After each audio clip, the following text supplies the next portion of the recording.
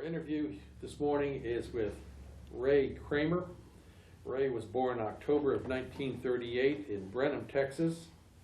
Served in the United States Air Force from 1957 until 1966, the Vietnam era, if you will. He attained the rank of Staff Sergeant, E5.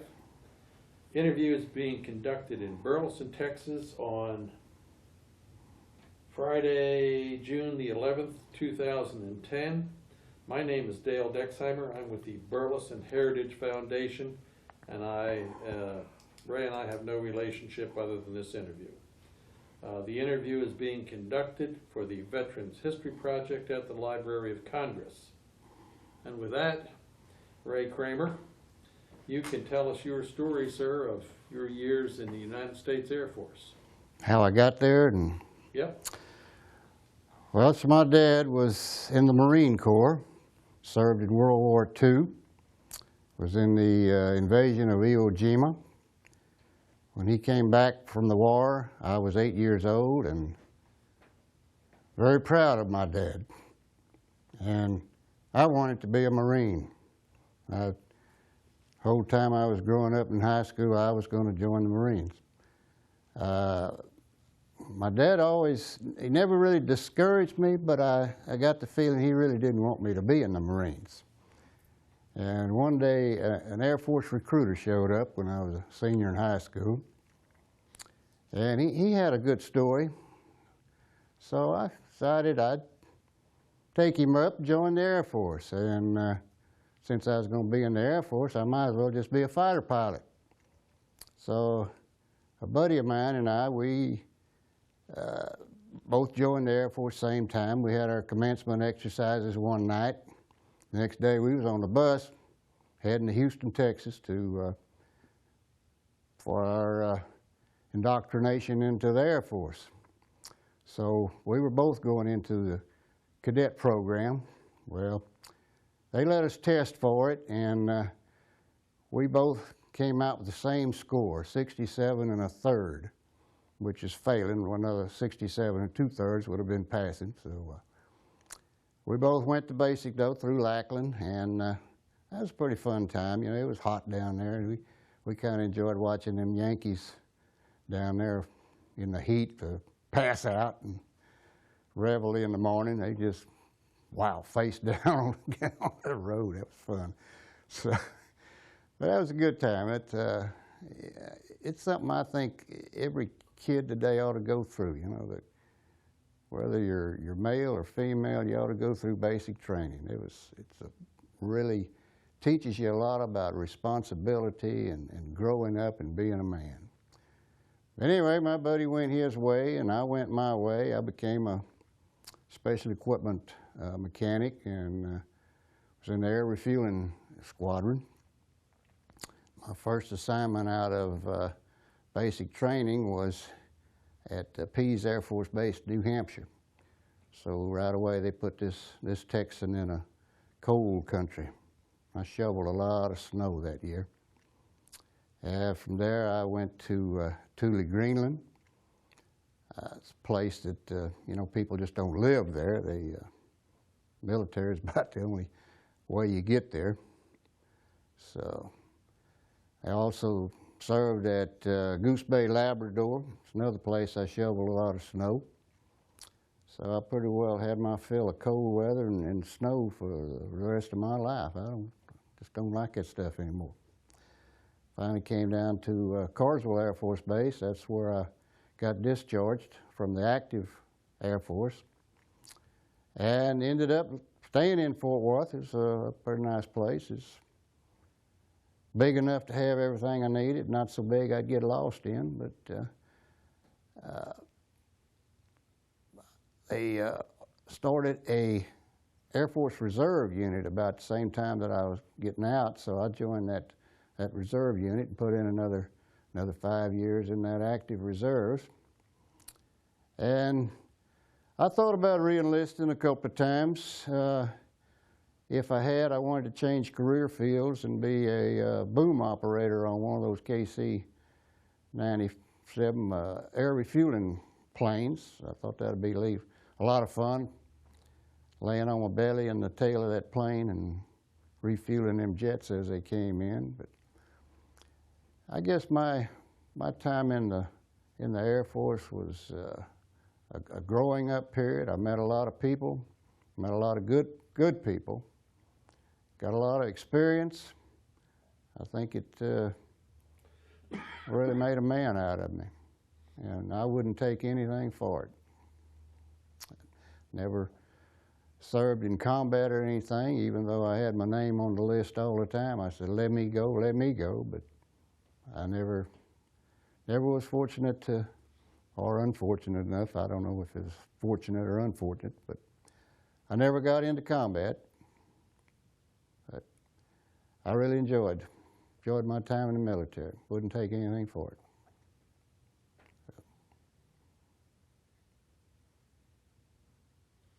Have you used your experience from the military in your civilian life, Ray? Well, to some degree, not as far as making a living with it, but as hobbies and stuff, you know. Like I said, I was a mechanic, so I've done a lot of old car restorations and that kind of thing that I probably gained from the military experience, yes. Were you married when you were in the service? No, sir. Married after you got out? Married after I got out. So you're one of those single guys that... Had fun. I was going to say enjoyed life, yes. Yes. We won't go there. Okay. Yeah.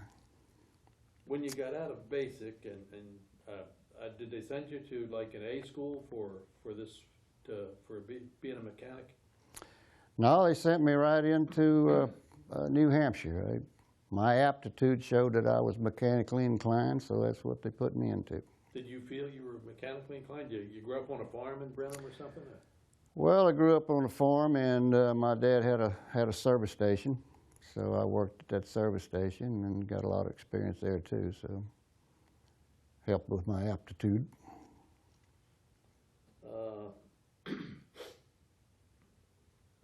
People that you met, Ray. Certainly, you went rode on the bus with your buddy from high school. He Right. went his way, you went yours. Right. Were there some people along the way that made a particular impression, or people you remember in particular? One way or the other, either, you know, real good guys or maybe guys that were a little crazy. Well, I had a couple of good buddies when I was in New Hampshire that I ran around with. Of course, when I shipped out, that's the last time I ever saw them. Air Force is a little different than serving on a ship in the Navy or something where you're in close quarters with a lot of people.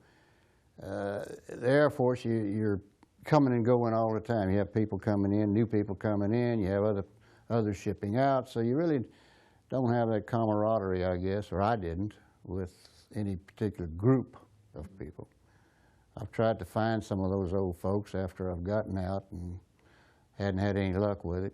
The only one I ever see is the one that I went into the Air Force with, went through basic with. We still see each other at our class reunions every 5 years, so he's the only one. You went to Pease Air Force Base in New Hampshire. Right.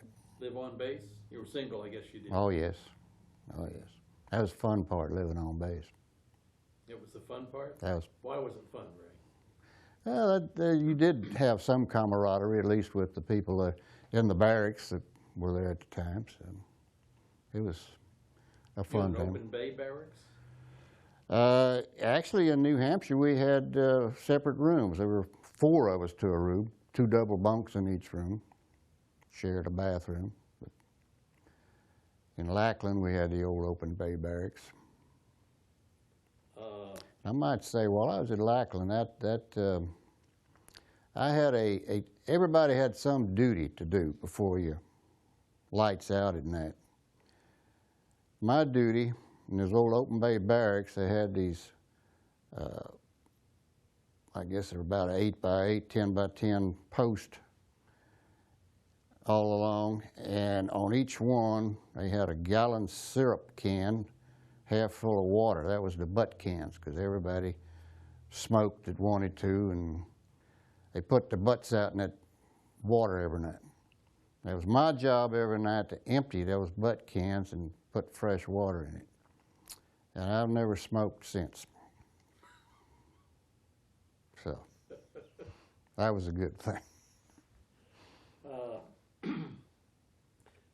You were a special equipment mechanic. Yes, sir. Special equipment. What kind of special equipment? That was refueling rigs, crash fire trucks, that kind of thing. It was flatline vehicles that backed up the air refueling planes and things. So.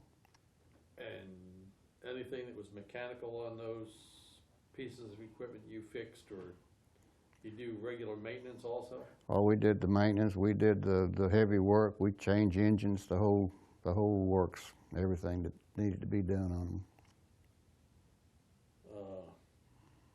When you went to Greenland, how long were you in Greenland? 2 weeks? I was on a temporary duty up there for 90 days, which was long enough. And of course lived in a barracks. Yes, sir. You there in the winter or the summer, or does it make any difference? Doesn't really make any difference. There's 6 months a day and there's 6 months a night. The barracks looked like an old boxcar, very well insulated, which they had to be. One little small window, because in the summertime it was daylight all the time. You know, the sun was just right up above you all day long. So to get any sleep, you had to cover up those windows and make it dark in there. So Thule, Greenland was a really an experience too. That's a country or a place that most people will never see. You were there in the summer or the winter? I was there in the summertime. So you had 24 hours of sunlight? Mm-hmm. Is that hard to adapt to? It was different to begin with. Yes, it was. I was just kind of glad I wasn't there during 6 months of dark. I would assume the Air Force had a lot of recreational activities for when you weren't on the job? Not there, no. Not there? No. So what did you do on your spare time? I guess you worked 8 hours a day? You worked 8 hours, 8 to 10 hours a day, and went to the barracks and spent the rest of your time there. One thing kind of unique about the place was the fact that they didn't have running water. They had 3 tanks in each barracks. They trucked in fresh water from a lake somewhere, put that into one tank that you use for showering and shaving. You go into a shower, you turn the water on, you get wet, turn it off, you soap down, turn it on, rinse off, get out. And you had certain days that you could do that. All that water went into another tank that was for the commodes. And from there it went into the 3rd tank, which was then discharged and hauled off. And there was kind of a standing thing they called a Thule popsicle. When the truck disconnected the hose from that 3rd tank, it kind of left a few drips coming down and looked like a fudgesicle hanging there, so they call that a Thule popsicle. Did you have hot water? Oh yeah, we had hot water. You heated? If you got it soon enough, yeah. They heat it with gas or? I have no idea. Okay. I'm sure that it was propane or something. Mm-hmm. Since Greenland's an island and you had this lake, you do any fishing or anything outside, or just? No, you didn't have time to do anything. You were just there. Did they send people to Greenland for a longer period of time than Ray? A normal tour was a year, so you went through both seasons. I would think that would just really work on you mentally if you work 8, 10 hours a day and the rest of the time they didn't have some real activity for you. I think just surviving was activity enough in that place.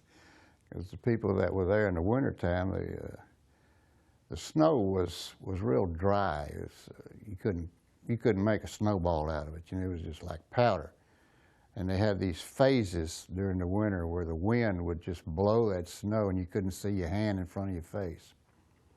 And when you got out, they had ropes along the trails. You had to follow those ropes. If you got lost, you were pretty well in bad shape. So it's an experience just to survive in that place. After Greenland, you came to Goose Bay. Goose Bay, Labrador, I guess? Goose Bay, Labrador, yes, sir. And spent how much time? I spent the full tour there, whole year. Was a year? A year, yes, A sir. year? Mm-hmm. Still as a special equipment? Yes, sir. Still as special equipment. And again, lived in a barracks? Yes, sir. Yes, sir. When I first got there, the barracks was full, so we all lived in the basement. There was a group of us that stayed in the basement for about 6 months till we finally cleared some rooms out and we could get a room in the barracks. The basement of the barracks? Mm-hmm. Basement of the barracks. They just put bunks down there and... Those old double bunks, yes, sir. That's where we stayed for about 6 months. Now there we had some activities. You know, we had an airman's club we could go to at night and drink. Had those all weekend poker games. They didn't have laundry services, so some bright airman had the idea of buying a wash machine at the PX and set it up in the basement, and he would do people's laundry. Charge them so much for a pair of underwear or so much for a pair of pants, you know. And then when they shipped out, they would sell that wash machine to somebody else that still had some time to go there for $100. So I was one of those people that bought that wash machine from a guy and did laundry service every night for these guys.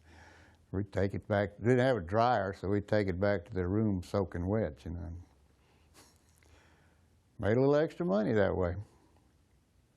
I guess you weren't too worried about starch and creases and... No, that was their problem. We just washed them. They dried them. So you didn't have any water problem when you got to Goose Bay?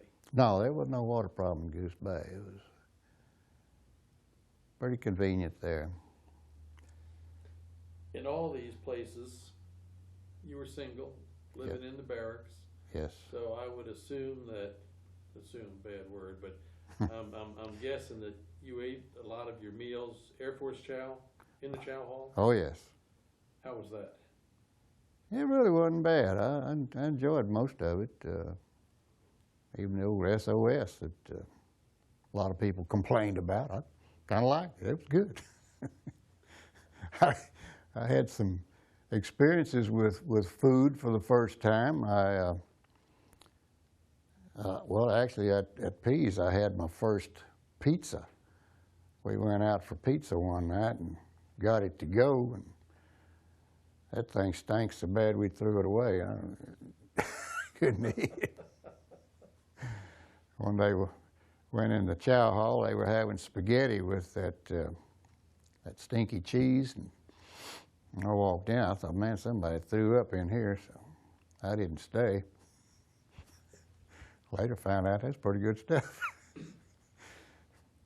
We've talked to some other folks, Ray, and SOS has some different, there are different kinds of SOS.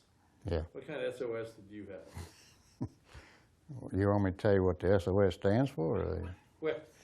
Well, we're on tape, that's up to you.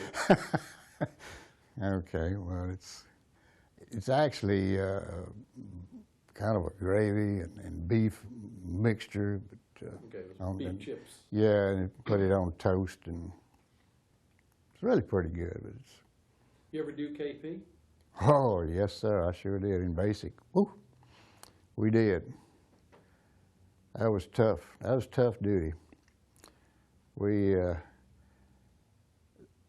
it's first come, first serve, you know, but as far as what you did on KP. Everybody tried to get there early so they could work the dining room and change out the milk machines and that kind of thing.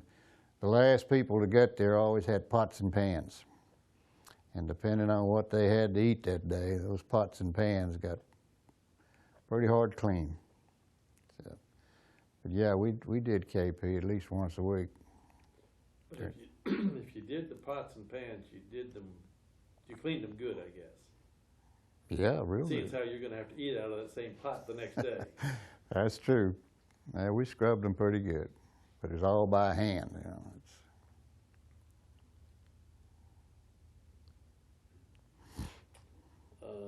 Let's see here. Your reserve time, you did 5 years active reserve, I think you said, right? Yeah, 5 years active reserve at Carswell Air Force Base. You know, it was the weekend every month, and we didn't really do a lot. You just went to the base, spent the weekend out there, and did your same old duty that you did while you were in.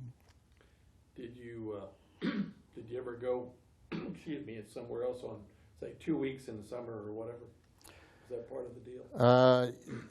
Well, that's kind of what I was hoping to do, but the whole time I was in, we never went anywhere.